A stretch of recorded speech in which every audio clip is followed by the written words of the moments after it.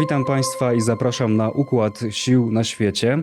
Dzisiaj porozmawiamy o Gruzji. To był temat, który wielokrotnie już pojawiał się na naszym kanale, ale dzisiaj rozmowa absolutnie wyjątkowa, bo rozmawiamy z Gruzinką, która w tych protestach, które między innymi w Tbilisi się odbywają, bierze udział, i z Gruzinką, która też trochę mówi po polsku i w Polsce mieszkała. Jest nią Arabella Kordzakhia. Witaj, Arabello. Dzień dobry, witam z Gruzji. Tak, To tak, obiecałem ci, że ta rozmowa będzie prowadzona po angielsku. Wiem, że nie mówiłaś przez dłuższy czas po polsku, no ale na początku chociaż parę słów o sobie, jakbyś powiedziała właśnie w naszym języku, czym się zajmujesz, jak też wyglądał twój pobyt w Polsce. dzień dobry, jeszcze raz witam z Gruzji. Jak już Evgeniusz mówił, mieszkałam w Polsce przez 3 lata, zrobiłam studia magisterskie w kierunku dziennikarstwo i komunikacja społeczna. A teraz mieszkam w Gruzji, w Tbilisi. Jestem dziennikarką i zajmuję się fact-checkingiem i sprawdzamy dezinformacje w Gruzji, w Rosji, na Ukrainie i Białorusi. Arabella, I think your Polish is excellent, so I'm Maybe really next sad. time we try in Polish because it's been 5 years that I have not Yes, I spoken know Polish. it's way more comfortable for you Yeah. to speak in English. So I will ask you about your participation in the protests because we've seen a lot of very, let's say, upsetting content on social media regarding the reactions of the police in Georgia against the protesters. So you saw it with your own eyes. So please tell us how did it look like? Is the police really that brutal as they say? Yeah, actually, sometimes police is even more brutal than we see on social media because the protests are taking place in Tbilisi since April 15th, and this is our daily routine now. After our full-time work, we are just all going to protest the so-called agents law in front of parliament, and police is dispersing those protests actually almost every single day using tear gas, water cannons, pepper spray. And besides all this, on May 2nd, we had actually protests also in Tbilisi because students and actually the school pupils are organizing those protests right now, and everybody is joining. And they actually blocked the main intersection of Tbilisi, so-called so-called like Hero Square. And the government decided to send like people in civilian clothing, just a normal people, and they just started to beat people. So no one was expecting this kind of way of dispersing, but except of tear gas, pepper spray, and actually, all this, they also decided to use this kind of methods, which was actually used in Ukraine. If you remember, in 2013 and 14, like during the protests of Euromaidan, they were also trying to disperse people in this way. But it actually doesn't really stop the people. We are all protesting daily, as I mentioned, and people are getting more stronger, and they are getting more prepared. For instance, people have this equipment to protect themselves like from tear gas. They know these protests will be dispersed daily, so we have all this like equipment. And besides, people are very supportive to each other. They created Facebook group, and thousands of people are in this Facebook group, and they are helping each other. For instance, if someone wants to join the protest from different regions of Georgia and they need accommodation, financial support, food, or etc., they are trying to just gather some money and help each other. So this is very actually the next level that protest is taking at the moment. Besides, we have an Easter break right now, and on Saturday evening those protesters also gathered in the church, which is actually very like in near the parliament of Georgia, where protests are taking place, and they kind of celebrated Easter together. So these protests are actually taking place really every day. And unfortunately, as we've seen on social media and in different media, the government is dispersing people daily. So that's really devastating to hear this from you. So what is the reason the government is acting like this? Do you give them any reason to do that, or why they are dispersing people like this? Yeah. Well, actually, they say it's the protests are violent, but what we see online, what we see, we have the live streams in different media in Georgia, and we see that protests are very peaceful. And international organizations like Amnesty International, our strategic partners from EU, United States, they all like mentioned that those protests are peaceful and they should not approach people this way. And they're calling government to like take more peaceful measures, but still they are repeating that those protests are actually violent and the people are provoking police. But in fact, they are trying to threaten people, but still it doesn't work. People are still protesting. And why people are so upset about this bill? Because this is all about this bill. Well, it's called Russian bill, so maybe it says something, the name. But one may say there's nothing wrong with it. It's maybe even a step towards democracy because it tells the NGOs to be more transparent on their financing. So I think, or maybe not, this is not my thought, but I think many people could say, well, this is something good in terms of democracy or transparency. Yeah, well, actually, nothing is wrong with transparency, but civil society organizations and the media in Georgia are transparent already. So every organization has information about their donors, the grants on their website. Besides, there is a law about broadcast media that actually obliges them to have declarations about their incomes. So if anyone needs transparency in this country, there are government institutions, because it's almost impossible to get any kind of information from government bodies when journalists or civil society organizations are applying for some information, and they have 10 working days according to the law, but they never give us any answers. So the main purpose of the law is to discredit those organizations, because we have elections this year and they want to kind of guarantee they win, and they guarantee that they win these elections. They want to discredit those civil society organizations and media, because what this law says actually that everyone who gets more than 20% of income from abroad, they have to register as agent.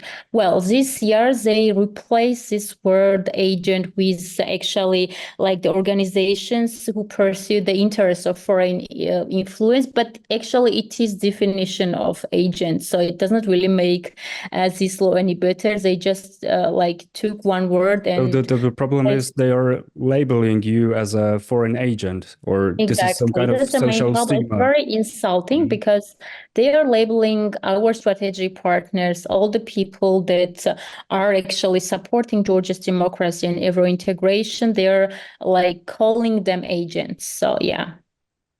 And we know what happened in Russia in 2012 when they adopted this law. Then it's been some repressions against those organizations. And what we have right now in Russia, there is no single organization or independent media left who works for democracy. And it's people believe same will happen in Georgia, actually, if we decide, if the government actually and the parliament adopts this law. So we've seen massive protests against this bill in Georgia, but on the other hand, I checked the political polls before the upcoming elections, which are going to take place in October.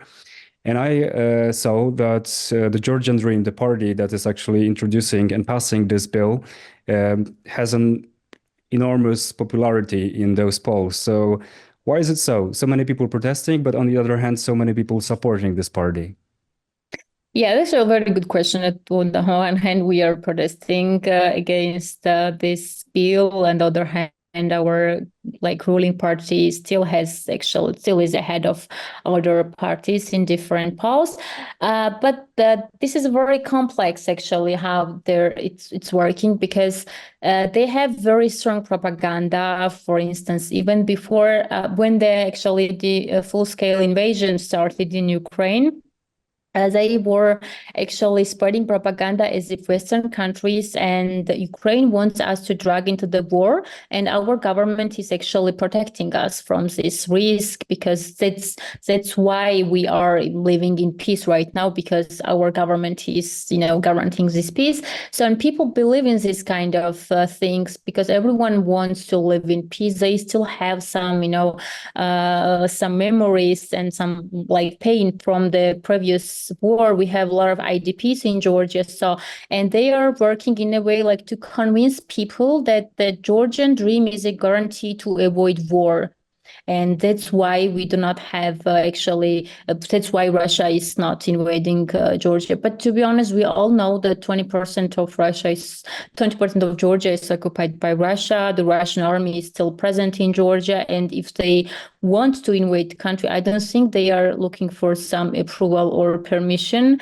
So, they are just busy with Ukraine and other problems at the moment, but our government is using it for their own good. So they're convincing people that that's because of our government that we do not have a war at the moment. Besides, another reason probably is opposition, because our opposition is not very much united at the moment. So people do not really see any alternative against the ruling party at the moment. So it's also another problem why people are quite confused who to vote. So that's also another reason that could be because why they are ahead of other political parties in polls.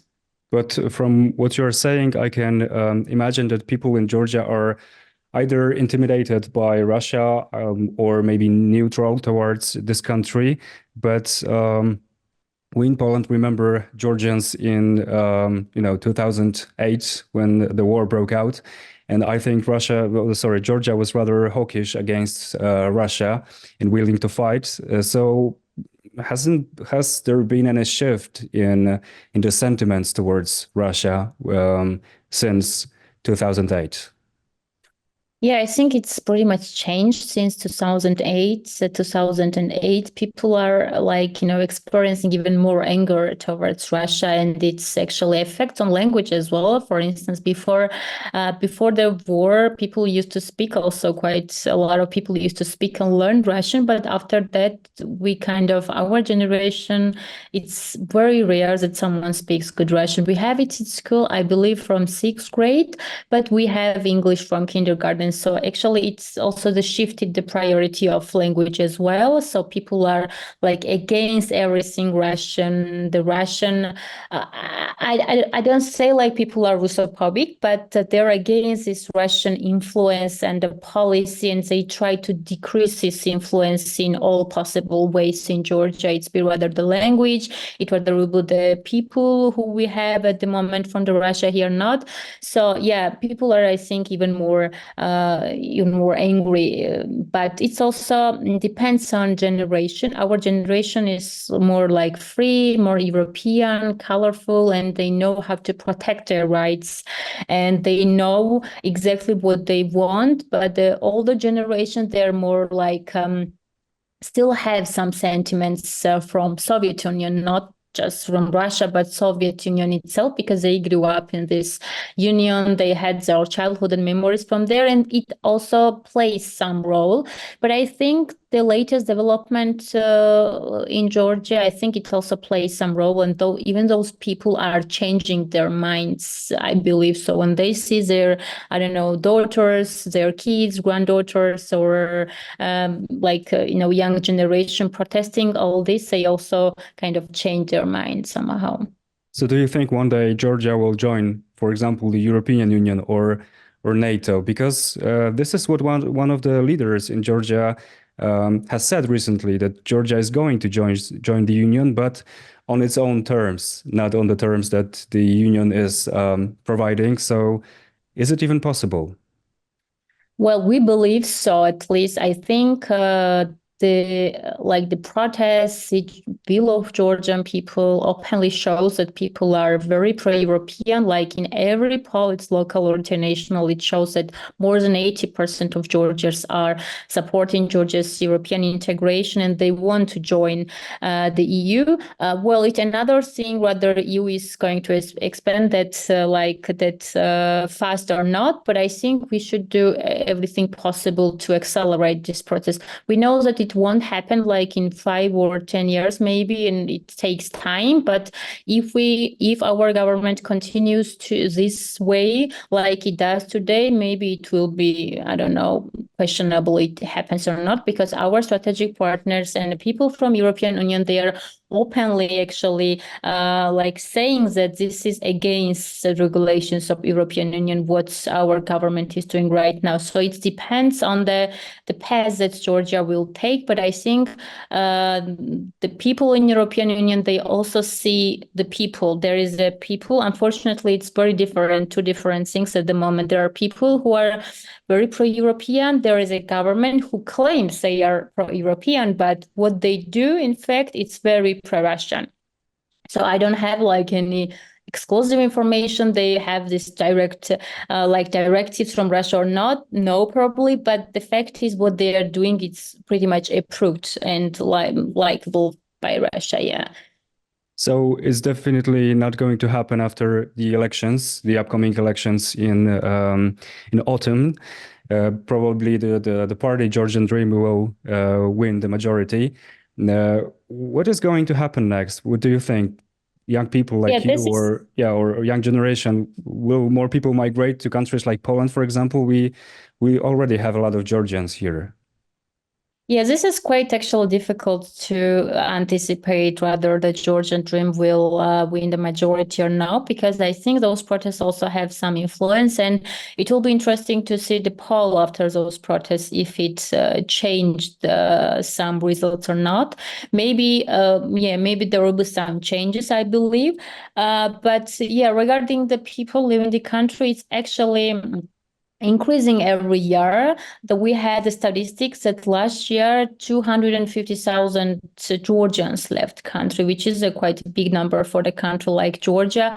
They're mostly migrating to Poland and some Western countries, mainly to Poland, because it's easier for Georgians to find a work or to start working in Poland, because of Poland is very friendly toward Georgians and they open some ways to offer some jobs, but they're immigrating is a lot of different countries. And probably if this government remains, people are going to leave country even more. Yeah, this is probably what's going to happen.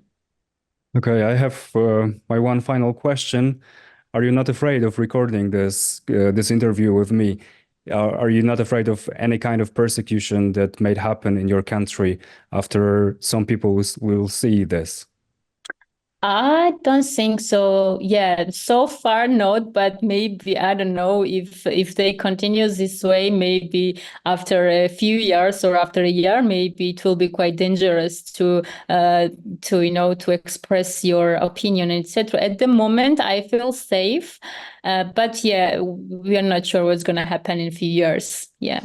Okay, so just tell us, we'll get rid of it from our website when it happens. So, no, I'm joking. Of course, I wish it will never happen in your country, and I hope everything will be fine. Thank you for this very insightful interview. I think it was really lovely to hear from you and to hear all the information that you gathered for our viewers. Thank you very much. Thanks for having me. Bye. Dziękuję także, że Państwo byli z nami. Zachęcam do tego, żeby subskrybować nasz kanał Układu Sił. Będziemy coraz częściej zapraszać tutaj zagranicznych gości, więc mamy nadzieję, że Państwu się to spodoba. Dziękuję i do zobaczenia.